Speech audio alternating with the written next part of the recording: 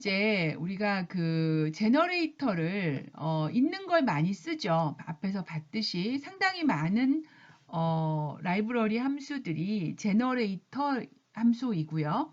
그 다음에 레인지처럼 우리가 이터러브를 돌려주는 어, 그 사전에 키즈나 values 뭐 이런 거 있었죠. 그죠? 얘네들도 range하고 똑같습니다. 그래서 우리가 어떤 그 객체를 돌려 여러 개의 데이터를 생성해낼 줄 아는 이런 객체예요.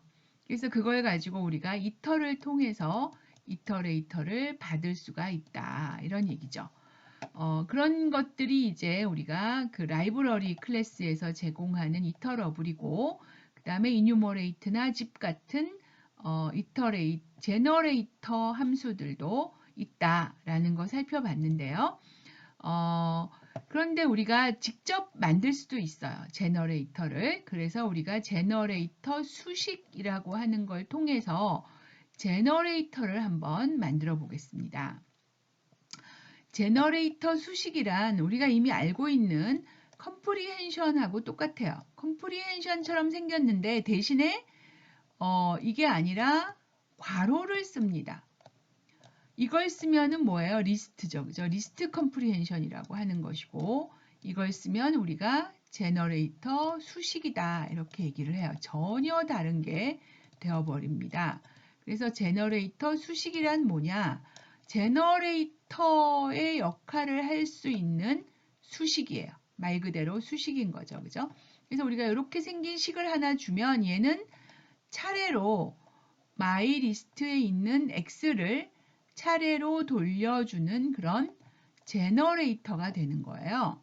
그래서 제너레이터를 우리가 포인에다가 넣어서 쓸 수가 있죠. 그죠? 그러면 얘가 마이 리스트에 있는 객체를 한 개씩 돌려주는 제너레이터로서의 그 이터레이터가 돼서 프린트를 하게 된다. 이런 얘기입니다.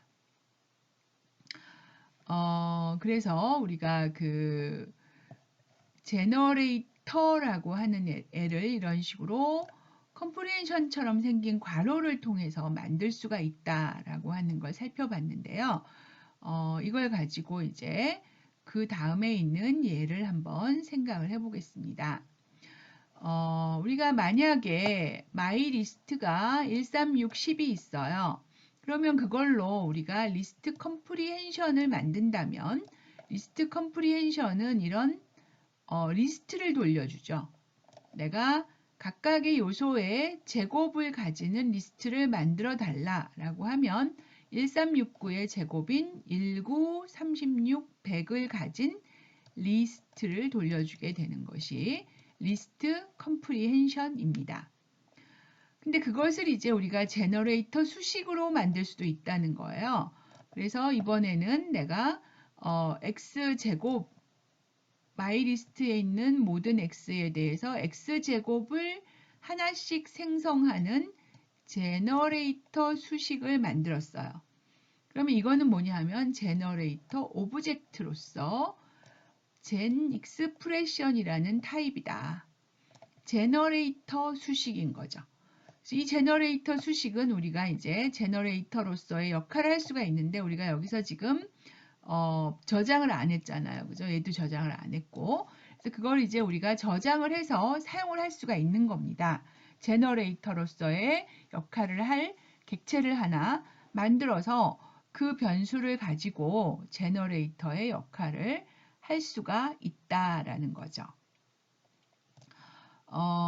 그래서 우리가 그것을 이제 그러면 리스트 컴프리헨션처럼 하는 거 하고 제너레이터 수식으로 하는 거하고 도대체 차이가 뭔가라고 하는 걸 한번 생각을 해보려고 해요. 얘는 지금 봤듯이 바로 만들어 버리죠. 그죠? 전부 생성해 버립니다. 그래서 우리가 값을 다 가지고 있는 리스트가 하나 생기는 거고요. 제너레이터는 그와 다르게 한 개씩 나중에 넥스트 해달라고 하면 돌려줄 줄 아는 제너레이터만 생긴 거예요. next가 불려지면 그때 얘는 다음을 하나씩 돌려줄 예정입니다. 얘는 제너레이터고 얘는 시퀀스인 거죠. 그죠? 그래서 두 개가 다릅니다. 얘는 데이터 다 생성해서 가지고 있는 그런 컨테이너고요.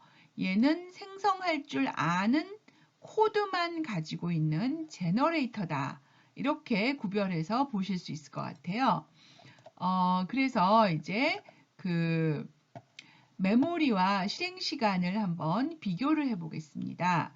우리가 실행 시간을 메모리를 비교하기 위해서 sys를 쓸 수가 있는데요. sys는 이제 메모리의 그 객체가 얼마만큼의 자리를 차지하고 있는가라고 하는 걸 보여줘요. 그래서 우리가 제너레이터 수식을 i가 레인지 만에 대해서 i 곱하기 2를 가지겠다는 거죠. 그죠? 근데 i가 3으로 나누어 떨어지거나 5로 나누어 떨어지는 경우에 즉 3이나 5의 배수에 대해서 i 곱하기 2를 하나씩 차례로 돌려줄 줄 아는 제너레이터예요. 그래서 맨 처음에 뭐가 올까요? 우리가 0부터 시작해서 오겠죠. 그죠? 그래서 0이 맨 처음에 나올 것이고 next를 하면 그 다음에 next를 하면 3이 나오니까 6이 되겠죠. 그죠? 그리고 5가 나오니까 10이 될 것이고 그 다음에 6이 나오니까 12가 될 것이고 9가 나오니까 18이 될 것이고 그 다음에 10이 나오면 20이 될 거예요. 이런 순서로 우리가 차례로 next, next 할 때마다 값을 하나씩 생성해 줍니다. 그래서 얘는 뭐냐 하면 next가 오기 전에는 안 만들어요. 그냥 코드만 갖고 있는 거예요. 그래서 next를 하면 그때서야 이제 다음 값을 계산을 합니다. 내가 여기까지 왔으니까 그 다음 값은 그럼 내가 2까지 했으니까 3까지 했으니까 4 안 되고 5 해서 여기서 다음 값을 생성하죠. 그죠? 5를 가지고 다음 값을 생성해서 돌려줍니다. 그리고 여기까지 왔다는 거 기억을 해요. 즉 i가 내가 5까지 왔어 라고 하는 거 기억을 하고 그 다음에 i가 6이니까 여기로 가겠죠. 그죠? 그런 식으로 내가 next 요청이 오면 그때서야 내가 하나를 계산을 해서 돌려주고 또 기다려요. 또 next가 올 때까지는 아무 일도 안 한다 이런 얘기입니다. 그래서 그게 이제 제너레이터인데요. 반면에 리스트는 뭐냐 하면 i 곱하기 2인데 만까지 우리가 3이나 5의 배수에 대해서 곱하기 2 한 거에 리스트를 만들어줘 했어요. 얘는 리스트를 몽땅 만드는 거죠. 그렇죠? 그래서 우리가 이만큼의 메모리, 이게 이제 바이트입니다. 그래서 30K 정도의 메모리를 차지하는 리스트가 생겼음을 알 수가 있어요. 그죠? 근데 얘는 72바이트만 차지하는 그냥 코드로서 존재한다 이런 얘기입니다. 그래서 우리가 제너레이터는 메모리를 아주 조금 차지하고 리스트 컴프리헨션은 모두 다 생성해서 메모리가 아주 커진다라고 하는 걸 확인할 수가 있습니다. 두 똑같은 식을 이용을 해가지고 실행을 시키는 걸 보여주고 있습니다. 여기서는 sum을 해서 제너레이터 수식으로부터 합계를 구하는 부분인데요. 여기서 보여주고 있는 이 cprofile.run이라는 것은 여기 있는 코드를 실행을 시키면서 그것에 드는 시간과 함수 호출 횟수를 돌려주는 분석 기능을 하는 함수입니다. 그래서 얘는 이만큼의 함수 호출을 하면서 실행 시간이 3.5초가 걸렸다라고 하는 걸 보여주고요. 리스트 컴프리헨션을 이용하는 코드는 상대적으로 5번 함수 호출하면서 3.0초가 걸렸다라고 하는 걸 보여줍니다. 그래서 우리가 알 수 있는 것이 메모리는 리스트 컴프리헨션이 훨씬 많고 실행 시간은 제너레이터 수식이 조금 더 빠르다 라고 하는 걸 알 수가 있죠. 이렇게 차이가 나게 되는 이유가 아까 얘기했듯이 리스트 컴프리헨션은 모든 데이터를 일단 다 계산해서 모두 계산을 끝내고 그것을 저장을 합니다. 메모리에다가. 그래서 모든 것이 다 계산되어서 저장된 것이 리스트 컴프리헨션이고요. 제너레이터는 그냥 뭐라 그랬어요? 요 코드를 가지고 있는, 그래서 실제로 계산은 하나도 일어나지 않고 나중에 넥스트를 부르면 그때 한 개씩 계산된다, 이렇게 얘기를 했습니다. 그래서 여기서 썸을 하기 위해서는 사실은 결국은 모든 제너레이터에서 생성되어야 하는 값들이 한 번씩은 다 넥스트가 돼야 되거든요. 그래서 그때 가서 이제 한 개씩 계산해내는 것이 제너레이터다, 이렇게 볼 수가 있고요. 그러다 보니까 시간은 조금 더 걸리더라, 이런 얘기죠.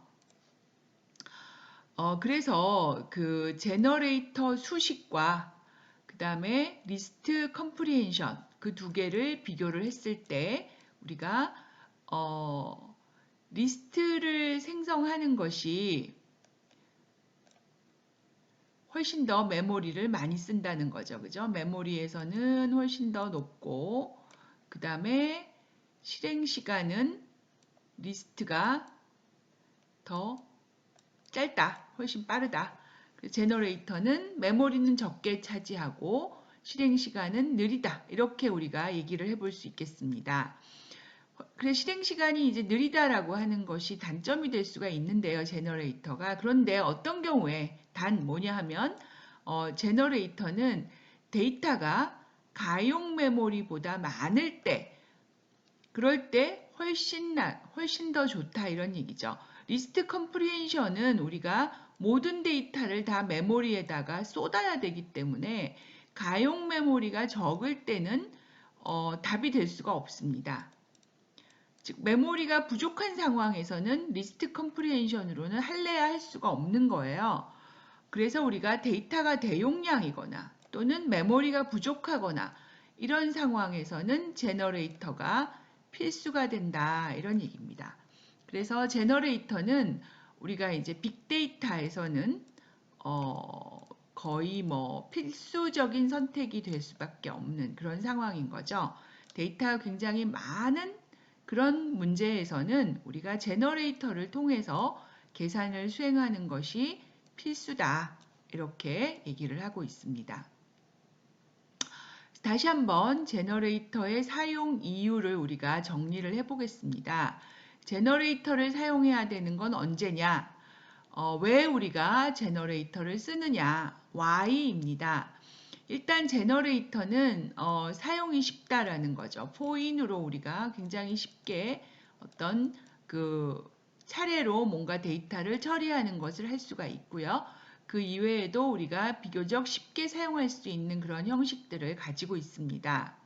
그 다음에 메모리를 효율적으로 사용할 수 있다고 했죠. 그죠? 우리가 데이터가 클수록 제너레이터의 메모리 효율성이라고 하는 측면이 더 장점으로 부각될 수밖에 없다라는 거 얘기를 했고요. 또 하나 뭐냐 하면 무한 계산일 때, 우리가 무한한 데이터가 계속 생성되어야 하는 그런 상황이라면 무한한 것을 우리가 메모리에 다 만들어서 쏟아놓는 방식은 안 되잖아요. 그죠? 불가능합니다. 우리가 무한하거나 끝나지 않는 그런 계산에 대해서는 부득이 제너레이터를 쓸 수밖에 없다, 이런 얘기죠. 그래서 이게 이제 제너레이터를 우리가 이용하는 이유이자 제너레이터가 매우 중요한 프로그래밍 방법이 되는 이유라고 할 수가 있겠습니다. 그리고 이제 여기 파이프라이닝 얘기는 이제 다음에 우리가 좀 더 뒤에 가서 얘기를 더 해야 이해할 수 있는 내용일 것 같아요. 그래서 우리가 제너레이터의 중요성을 파이프라인의 측면에서 이제 다시 한번 더 부가를 설명을 해보겠습니다. 우리가 이제 맵이나 필터에 대해서 얘기를 했거든요.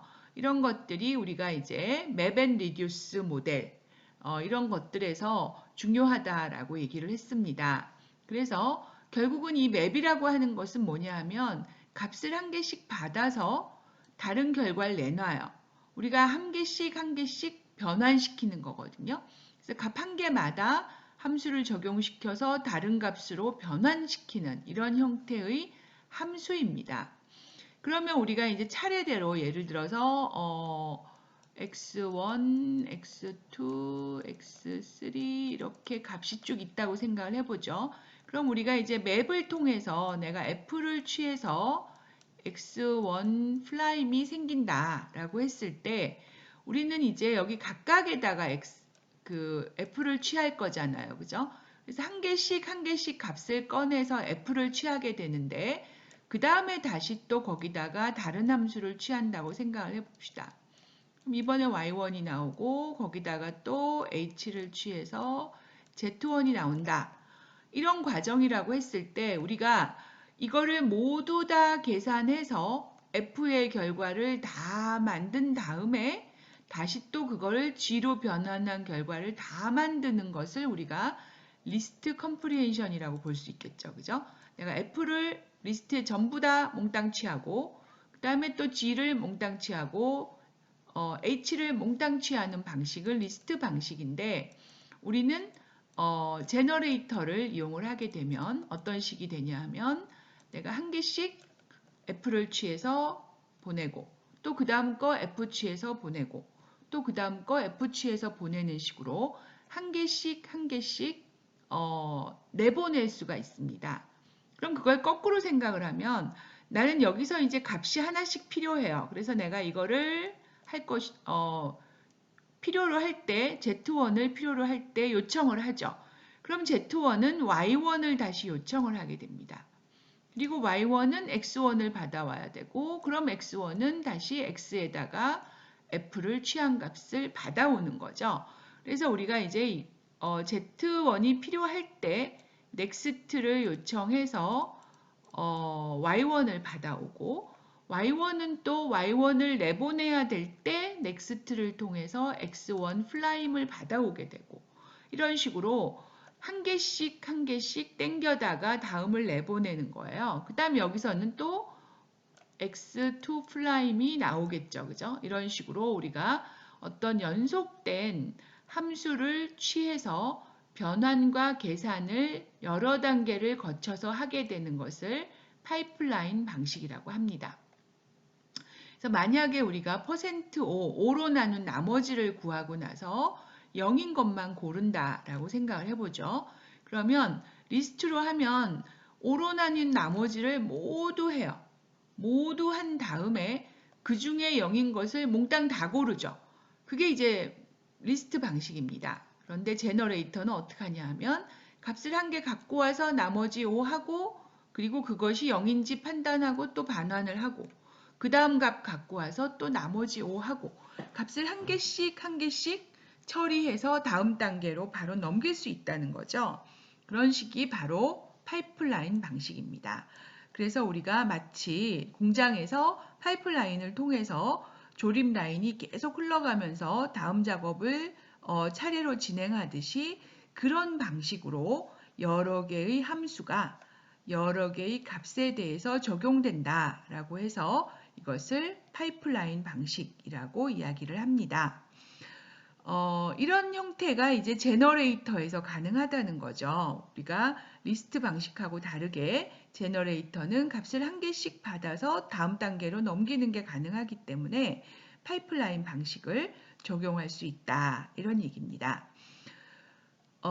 그래서 파이프라인을 이용하는 그런 제너레이터를 사용했을 때 좋은 경우가 언제냐 하면 데이터가 실시간으로 계속 생성되는 경우에 그럼 우리가 기다렸다가 다음 값 받아와서 또 뭔가 하고 넘기고 또 그 다음 값 받아와서 넘기고 이런 게 가능하겠죠. 그죠?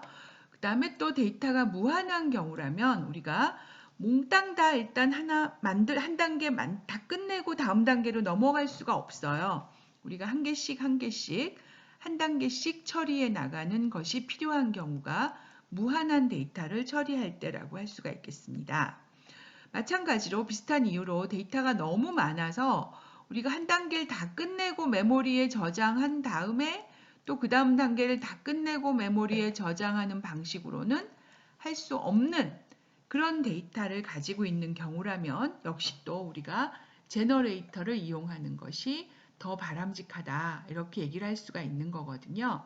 그래서 제너레이터의 방식은 우리가 이렇게 데이터가 메모리에 비하여 훨씬 더 많은 상황에서 강력한 힘을 발휘하게 된다. 이렇게 볼 수가 있겠습니다. 이제 마지막입니다. 마지막으로 우리가 지연 계산이라고 하는 개념을 한번 살펴보려고 하는데요. 이게 이제 lazy evaluation 이렇게 얘기를 하는 겁니다. 그래서 우리가 계산 방식이 두 가지가 있다고 얘기를 해요. 인자가 다 준비되면 무조건 수행하는 걸 조기 계산이라고 합니다. 우리가 이때까지 함수 호출은 어떻게 했어요? 내가 함수 호출을 하면 그 함수 호출하기 위해서 이 안에 있는 식을 계산을 다 한 다음에 함수로 들어가는 거잖아요. 그러니까 여기 있는 게 다 계산이 돼야 그 다음 함수 호출이 가능한 것을 우리가 조기 계산이라고 얘기를 하는데요. 지연 계산은 어떤 개념이냐 하면 필요할 때, 그때 호출되면 그때서야 계산을 합니다. 우리가 아까 넥스트가 그런 예잖아요. 넥스트가 불려져야 다음 값을 계산해요. 미리 계산하지 않고 넥스트를 통해서 다음 값을 계산해서 넘기고 또 거기서 딱 홀딩을 해서 기다립니다. 그래서 또 넥스트가 불려지기 전에는 계산이 전혀 진행되지 않고 기다린다라는 거죠. 그래서 우리가 지연 계산은 필요할 때 다음 데이터를 요청한다라고 하는 점입니다. 그럼 요청되었을 때 넥스트를 통해서 요청이 되었을 때 값을 받아서 다음을 진행한다. 그래서 하나씩 계산한다 이런 얘기예요. 이 방법이 그래서 우리가 파이프라인이 가능한 거죠. 파이프라인은 내가 뭔가 요청이 될 때 넥스트를 요청을 하면 그때서야 뭔가 하나 계산해서 넘겨요. 근데 그 넥스트를 처리하기 위해서는 또 얘는 또 자기가 필요한 애를 또 넥스트를 요청을 하겠죠. 그죠? 그러니까 넥스트가 또 넥스트를 부르고 또 넥스트를 불러서 계산이 이루어지면 그것이 착착착 넘어와서 넘어가게 되는 이런 구조가 되는 거죠. 그래서 우리는 아까 봤던 그 F, G, H의 구조를 생각을 해보면요. 여기서 이제 내가 필요한 거를 하나 요청을 했어요. 그러면 하나가 받아오기 위해서는 여기서 이제 next H를 하겠죠. 그죠? next를 받아오고 얘는 또 그걸 넘겨주려면 다음 next에 해당하는 값을 넘겨주기 위해서는 또 G의 next를 필요로 합니다. 얘는 F의 next를 필요로 하고 얘는 이제 그 다음 값을 뭐 for loop가 됐든 다른 제너레이터가 됐든 넘겨주는 거라고 생각을 해보죠. 그러면 여기서 이제 내가 h라는 것의 계산을 요청하기 위해서 next를 부르고 next가 타고 들어가서 얘가 계산이 이루어지고 그것이 넘어오면 그 다음 얘가 계산되고 계산돼서 와서 소비되는 이런 구조인 거죠. 그러니까 이게 바로 이제 우리가 lazy evaluation, 즉 온디맨드 이밸류에이션이라고도 얘기할 수 있습니다. 요청이 오면 그때서야 계산한다 이런 개념이거든요. 그래서 우리가 이러한 지연 계산이 제너레이터가 가지고 있는 장점이고 그것 때문에 파이프라인이 가능하고 그것 때문에 대량 데이터를 우리가 처리하는 것도 가능하다. 이런 것들이 다 여기서 나오는 성질이 된다. 이렇게 이야기해 볼 수가 있겠습니다. 그래서 lazy evaluation이라고 하는 개념을 next가 요청될 때서야 그 다음 값을 계산한다. 라고 하는 개념으로 이해하시면 좋을 것 같습니다. 네, 그럼 정리를 해보면은요, 우리가 이제 많은 내용을 살펴봤는데요. 일단 iterable이라고 하는 것은 반복 가능한 그런 객체를 우리가 iterable이라고 한다고 했죠. 그죠? 그래서 컨테이너도 iterable이고 그 다음에 그거 말고도 뭐 range 같은 함수도 iterable이었습니다.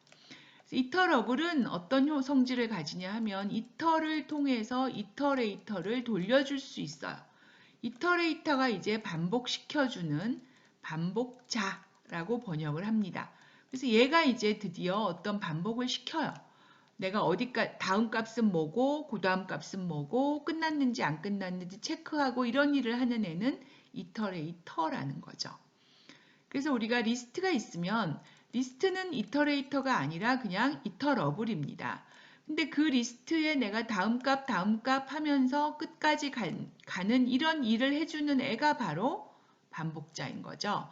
그래서 리스트는 리스트에 대한 반복자, 이터레이터를 제공해 주게 됩니다. 그래서 리스트는 이터러블, 리스트의 이터는 이터레이터 이렇게 되는 거죠. 그래서 이터레이터가 있어야 우리가 포인을 할 수가 있다라고 하는 것 살펴봤습니다. 그 다음에 제너레이터는 뭐냐 하면 제너레이터는 이터레이터를 역할을 해주는 어떤 함수 이터레이터를 만들어주는 거죠. 이터레이터를 만들어주는 함수나 수식을 우리가 제너레이터라고 한다. 이터레이터의 역할을 하는 코드 부분을 제너레이터라고 하는 거죠. 그래서 어떻게 한 개씩 값을 넘길지를 가지고 있는 그런 로직을 가지고 있는 코드 부분이다. 이렇게 얘기할 수가 있는 거고요. 그리고 그것이 포루프에 들어가서 제너레이터, 이터레이터의 역할을 하기도 해요. 그래서 그런 예로서 우리가 그 이뉴머레이트하고 이뉴머레이트와 집을 살펴봤습니다. 그래서 얘네들은 제너레이터 함수죠. 그쵸? 그래서 함수여서 요걸 한번 부르면 제너레이터가 생겨요. 그럼 그걸 이용해서 나는 포인을 할 수가 있는 거죠. 그쵸? 그래서 포인 자리에 들어갈 수 있는 함수나 수식을 우리가 제너레이터라고 한다. 이렇게 보시면 되겠습니다.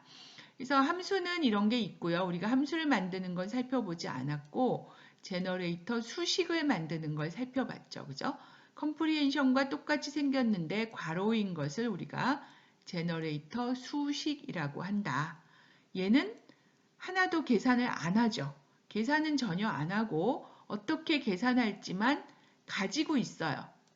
즉 레이지 이밸류에이션 하는 거죠. 그죠? 레이지 이밸류에이션을 해서 계산을 할 준비만 하고 있는 그런 것을 우리가 제너레이터 수식이라고 하고 얘는 넥스트가 불려지면 그때서야 계산한다 라고 하는 걸 살펴봤습니다. 그래서 제너레이터의 장점은 우리가 메모리를 적게 차지하고 그죠? 실제로 계산을 미리 다 하는 것이 아니라 요청이 될 때 하니까 메모리를 최소한으로 사용할 수가 있고요. 그리고 무한한 데이터